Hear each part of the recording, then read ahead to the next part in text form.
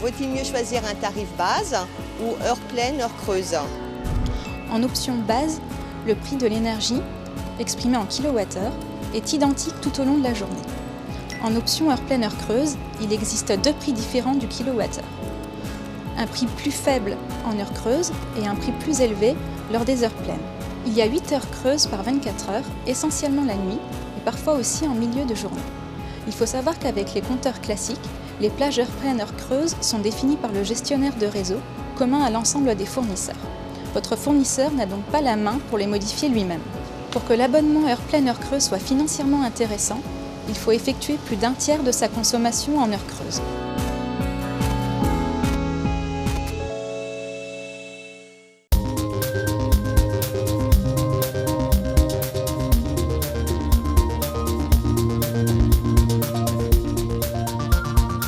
J'emménage dans un nouveau logement, comment savoir quelle puissance souscrire? La puissance électrique s'exprime en kVA ou kVA. Il existe des contrats de 3, 6, 9 kVA, etc.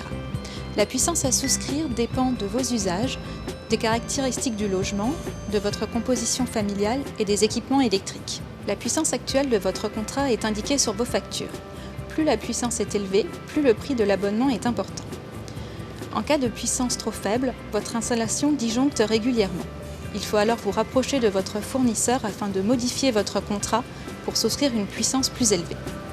A l'inverse, si vous disposez d'une puissance trop importante, vous payez un abonnement plus cher pour rien.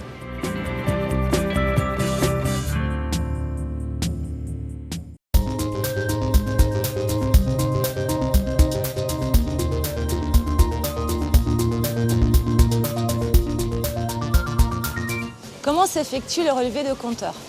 Lors du passage du releveur, si le compteur de votre logement est accessible de l'extérieur, vous n'avez pas à être présent. Dans le cas contraire, si le compteur est inaccessible, vous recevrez par courrier un avis de passage supposant que vous ou une personne de confiance soyez présent lors du passage du technicien. Pour être facturé au plus près et au plus juste de votre consommation réelle, il est indispensable que lorsque le technicien du gestionnaire passe, il ait accès à votre compteur. Il se déplace généralement 2 fois par an. Vous avez l'obligation de laisser l'accès au compteur au moins 1 fois par an. En cas d'absence, vous devez transmettre un auto-relevé au distributeur.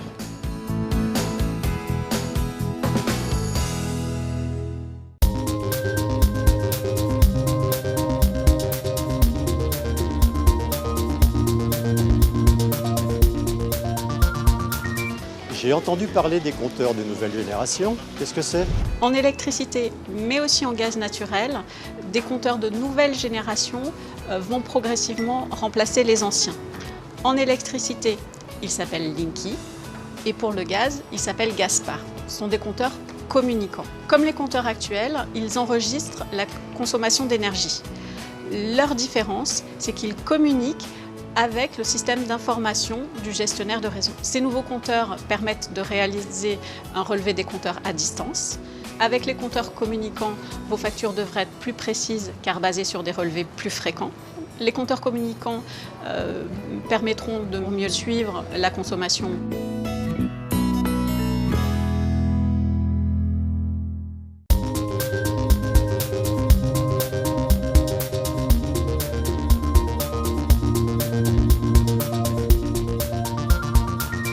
J'ai un problème avec mon fournisseur d'énergie, comment le régler?